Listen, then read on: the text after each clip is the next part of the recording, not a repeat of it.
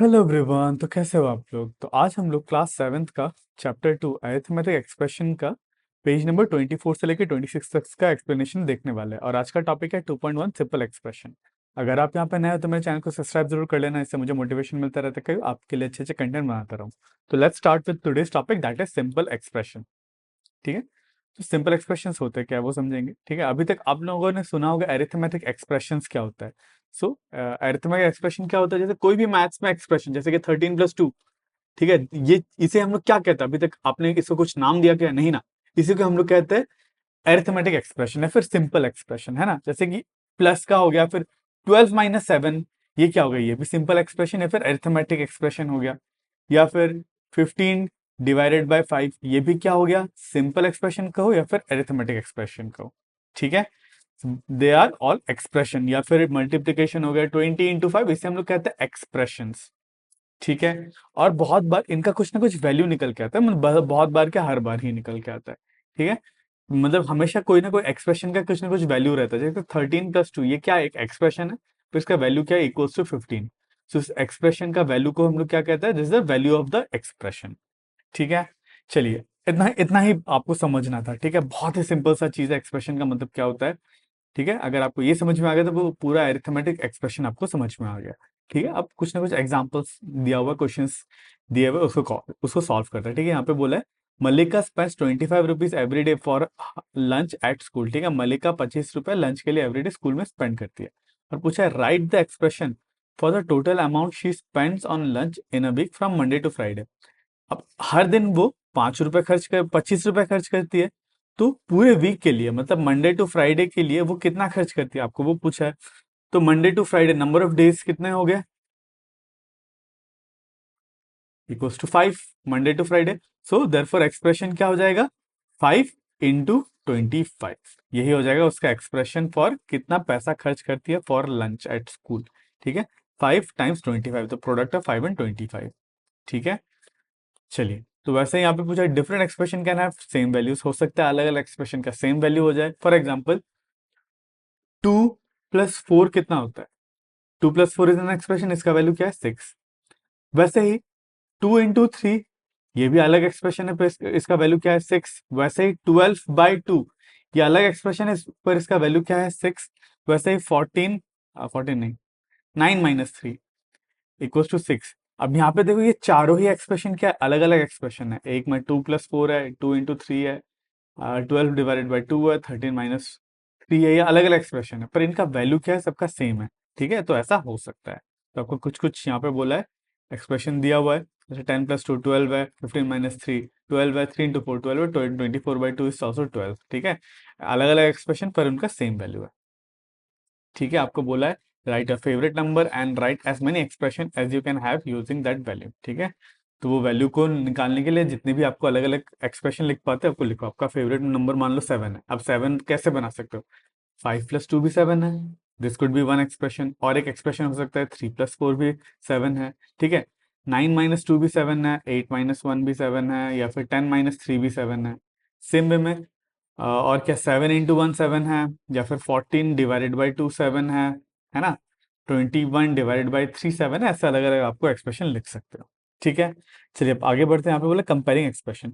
वैसे ही हो सकता है कोई एक्सप्रेशन का वैल्यू बड़ा आ जाए, जैसे कि ये दोनों एक्सप्रेशन है। ठीक है, जैसे कि 10+2 का वैल्यू कितना था, 12, और 7+1 8 होता है। अब इन दोनों एक्सप्रेशन में कौन सा बड़ा, ये एक्सप्रेशन बड़ा, so this expression is greater than this expression. हम लोग ऐसे भी इसको लिख सकते हैं, कंपेयर करना होगा एक्सप्रेशंस को। ठीक है, चलिए फिर नेक्स्ट क्लास में हम लोग करेंगे फिगर इट आउट के ये दो क्वेश्चन। ठीक है, अभी हम लोग इसी चीज को कंटिन्यू करते हैं। अब यहाँ पे बोला है एग्जाम्पल 2 विच इज ग्रेटर, यहाँ पे बोला है 1023 + 125 या फिर दिस, इन दोनों एक्सप्रेशन में कौन सा बड़ा है। ठीक है, अब आप क्या कर सकते हो, देखो आप या तो सिंपली दोनों को ऐड कर लो, इन दोनों का सीधा वैल्यू निकाल लो, है ना। कैसे मतलब, या तो आप 1023, ये नॉर्मल मेथड हो गया, और 125 को आपने ऐड कर दिया, तो आपको क्या आया, 5+3 8 4 1 1 1148। ठीक है, इसका वैल्यू आया 1148, और इसका वैल्यू आ जाएगा 1022 प्लस 128, ये 0511, है ना, 1150। इसका मतलब this expression is greater than this, है ना। आप ऐसे कर सकते हो, ये हो गया बेसिक तरीका। ठीक है, बट थोड़ा सा स्मार्ट तरीका देखते हैं। अब देखो मैं क्या कर सकता हूँ इन दोनों में। अब देखो यहाँ पे ये वाला नंबर और ये वाला नंबर ऑलमोस्ट सेम है, पर ये वाला नंबर इस नंबर से एक बड़ा है, तो मैं इसको +1 दे देता हूँ, है ना। अभी तक ये +1 है। अब ये दूसरा नंबर चेक करते हैं। अब ये वाला नंबर और ये वाला नंबर में, अब इन दोनों नंबर में देखो ये वाला नंबर इससे +3 बड़ा है, इससे +3 बड़ा है।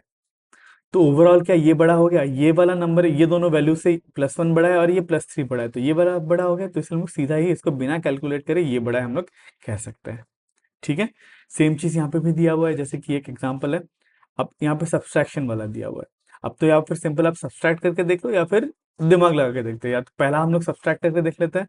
जैसे कि सिंपल सब्सट्रैक्ट करने पे क्या हो जाता है, 113 माइनस 25, इसको माइनस करोगे तो 13 - 5 8 होता है ना। A1 कैरी आ चुका है, तो 10 - 2 इज 8, तो हम लोग को ये मिल इसका वैल्यू मिला 88, है ना, इसका वैल्यू मिला 88। अब 112 माइनस 24, 12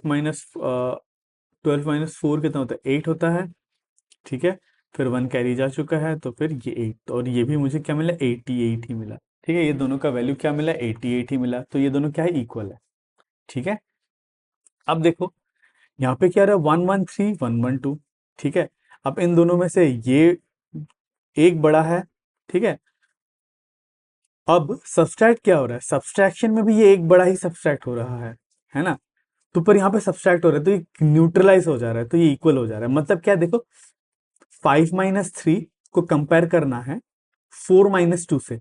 ठीक है, यहाँ पे क्या है, देखो 5 4 से एक बड़ा है ना, और 3 भी 2 से एक बड़ा है, तो इसीलिए इनका रिजल्ट क्या आ जाता है, 5 - 3 क्या हो जाता है, 2 हो जाता है, 4 - 2 भी 2 हो जाता है, इसीलिए दोनों इक्वल आ जाता है। सेम चीज यहाँ पे हो गया।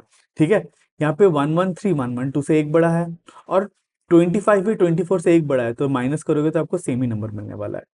ठीक है, चलिए ये हो गया एग्जाम्पल 3।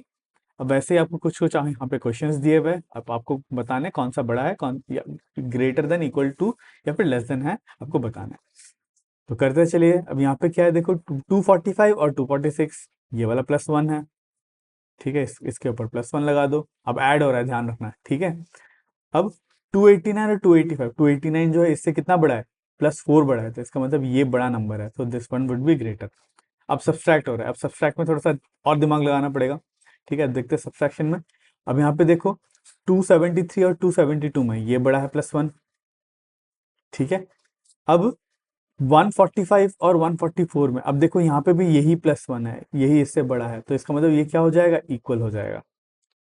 ठीक है, चलिए अब आगे करते हैं। 364, अब यहाँ पे ऐड हो रहा है। ठीक है, अब ऐड होने पे 364 और 363 में ये +1 है, ये 1 बड़ा है, और 587 और 589 में ये +2 है, तो क्या ये ओवरऑल बड़ा हो जाएगा ऐड करने पे, बिल्कुल। So this one would be greater.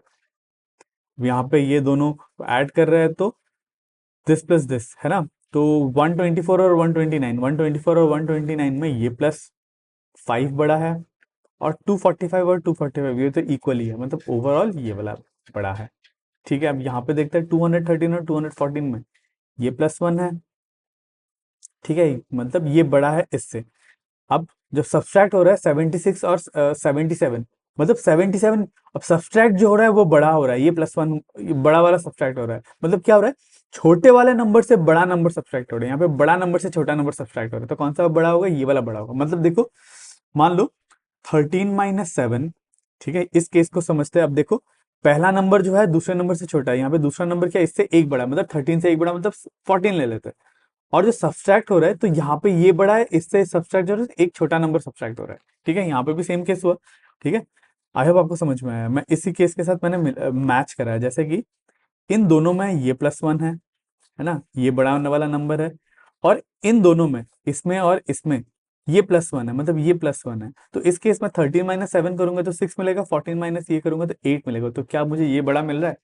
ठीक है, आई होप आपको लॉजिक समझ में आएगा। ठीक है, चलिए तो नेक्स्ट क्लास में हम लोग करेंगे पेज नंबर कौन सा, पेज नंबर 25 का फिगर इट आउट का क्वेश्चन नंबर 1 और क्वेश्चन नंबर 2, और इसका लिंक आपको स्क्रीन में ही दिख रहा होगा। तो आज के लिए बस इतना ही। अगर आपको इस वीडियो से थोड़ा सा भी नॉलेज मिला तो मेरे इस वीडियो को लाइक जरूर करना और मेरे चैनल को सब्सक्राइब जरूर करना। तो मिलता है अगले वीडियो में।